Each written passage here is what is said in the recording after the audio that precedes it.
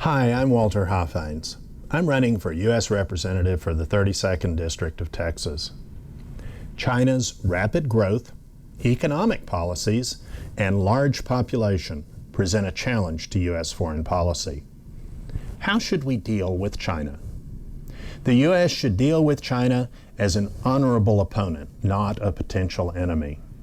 If properly managed, the U.S. relationship with China can provide benefits to each as China rapidly increases its population's standard of living and increases its use of the world's resources. If improperly managed, competition for resources will lead to confrontation rather than cooperation and mutual benefit. It is important to remember that China has over 3,000 years of recorded history, leading to a very long-term perspective. In contrast, our political system seems to have difficulty focusing on something other than a current political battle or the next election. China's long-term perspective is supported by a philosophical understanding of the universe in ebb and flow and actions taken in accord with the times. In dealing with China, we must overcome this handicap of short-term thinking. As any chess or Go player knows, actions taken with only short-term benefits in mind may lead to severely negative consequences. Accordingly, I believe that our dealings with China should be governed by the following principles. First, balance short and long-term goals. Second, consider carefully what long-term goals are implied by China's current actions.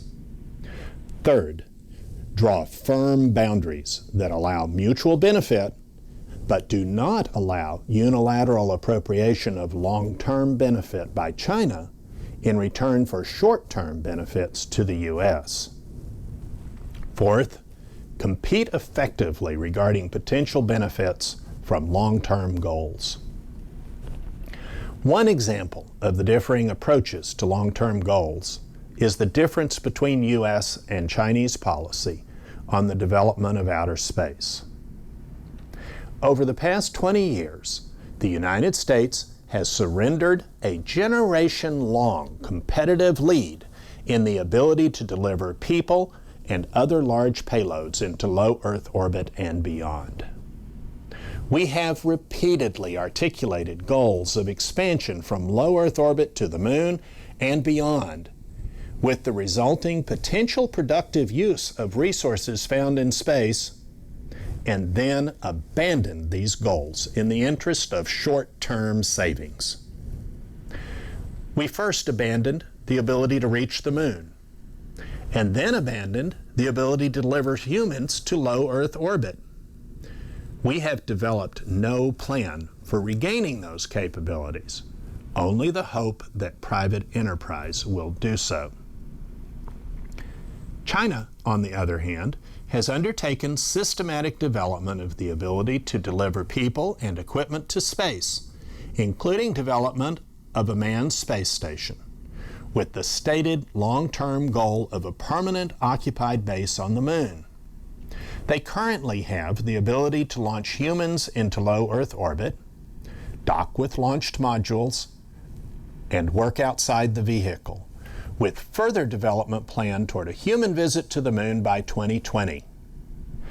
All abilities we worked hard to build in the 60s, 70s, and 80s, and we have given up. For our children's sake, we must find the vision to focus not only on short-term questions, but on long-term goals and how to accomplish them.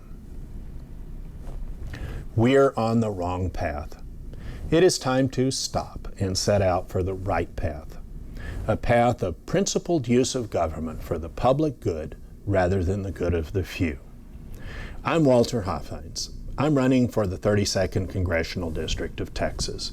I ask that you join me in working to create more opportunity, a better, more secure quality of life, and a fairer and more just society for us and those who come after us.